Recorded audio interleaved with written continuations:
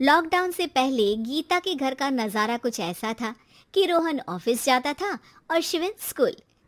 जिनके घर से जाने के बाद गीता काम खत्म करके बाकी समय आराम करती थी। लेकिन लॉकडाउन के बाद ऑफिस और स्कूल घर में ही खुल गए और इससे गीता का हाल वो तो आपको देखने में ही मजा आएगा। शिवेन, ओ शिवेन, महाराज उठने के लिए क्या 21 तोपों की सलामी लेंगे? अरे बिस्तर से बाहर निकल, ऑनलाइन क्लास स्टार्ट होने वाली है। अरे तुम भी हद करती हो, स्पीकर की तरह चिल्लाने की क्या जरूरत है? दिख नहीं रहा मेरी कॉन्फ्रेंस चल रही है।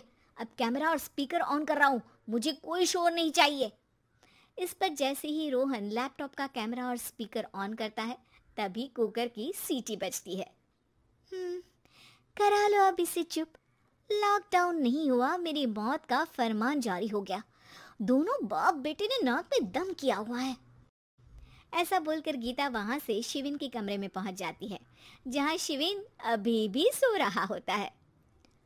ओ आलसी, अब अगर 5 मिनट में नहीं उठाना तो आज तेरा गेम और यूट्यूब कैंसिल। माँ की बात सुनकर शिविन बिना 1 मिनट गंवाए उठ खड़ा होता है। उठ गया, अभी नहाकर भी आता हूँ। ये नाटक कहीं और, मुंह पर गीला कपड़ा मार और पढ़ने बैठ।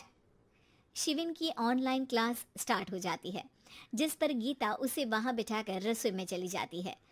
थोड़ी देर में उसे कमरे से कुछ आवाज सुनाई देती है, जिसे सुनकर वो कमरे में वापस आती है। हाय राम, तुझे क्लास अटेंड करने के लिए बोला था, कैमरा ऑफ करके बिस्तर पर नाचने के लिए नहीं बोला था। मम्मी मुझे कुछ समझ नहीं आ रहा, आप बाद में पढ़ा देना ना, वैसे भी अटेंडेंस तो लगी गई है।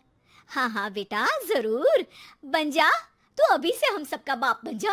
अरे नहीं मतलब कहाँ से लाते हो इतना दिमाग, और पढ़ाई करते हुए ये चला कहाँ जाता है? नाइस क्वेश्चन, दिमाग से पूछकर बता दूंगा। शिविन की बातों से परेशान होकर गीता उसे मारने के लिए जैसे ही आगे बढ़ती है तभी वो कमरे से बाहर भाग जाता है। अब शिविन आगे आगे और गीता हाथ में चप्पल पकड़े उसके पीछे पीछे पूरे घर में दोनों घूम रहे होते हैं। इसी बीच वो रोहन के पास पहुंच जाता है और शिविन को मारने वाली चप्पल रोहन के लैपटॉप पर जाकर गिरती है। ओए माँ! मम्मी, अब पापा को चप्पल मार रही हो? ओ आज तक के रिपोर्टर, चुपचाप जाकर क्लास अटेंड कर ले, नहीं तो अगली तेरे पीछे लगेगी। इस पर शिविन वहां से चला जाता है, जिसके बाद रोहन गीता से कहता है, इस सर्कस के लिए कुछ बोलना चाहोगी? अरे क्या करूं, जब से तुम दोनों घर में रहने लगे हो, घर अपने आप ही सर्कस बन गया है और मैं तुम्हारी नौकर। कभी बेटी को संभालो तो कभी बाप के नखरे उठाओ। इन्हीं सब उथल पुथल में दिन बीतते रहते हैं, जिसमें हर रोज घर के अंदर कुछ नया सियप्पा खड़ा मिलता है, जो ज्यादातर शिविन और रोहन की ऑनलाइन स्कूल और ऑफिस से रिलेटेड ही होता है। एक सुबह, शिविन चल उठ, आज की क्लास जल्दी है। कैमरा ऑफ करके आप अटेंड कर लो। अरे ऐसे छित्तर पड़ेंगे, दादी नानी सब एक साथ याद आ जाएंगी।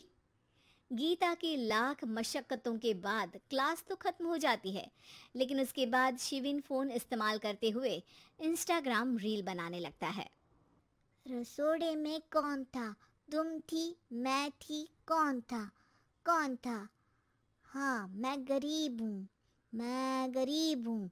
अरे ओ गरीब के बेटे, आजा, मैं बनाती हूँ तुझे गरीब। मैं बताती हूँ रसोड़े में कौन था।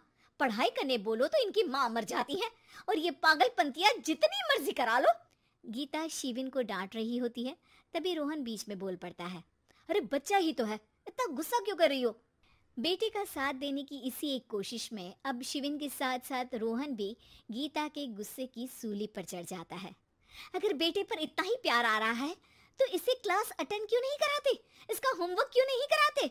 उस समय तो बहुत जल्दी मीटिंग आ जाती है, वो काम मैं करूं और यहाँ इस बेफिजुली की चीज में तरफदारी करके बन जाओ महान। हे भगवान, कोई तो इनके ऑफिस और स्कूल खुलवाओ, मैं इन्हें और घर में नहीं सह सकती। अरे कुछ और मांग लेती, क्योंकि तुम्हारी ये विश इस साल तो पूरी होने से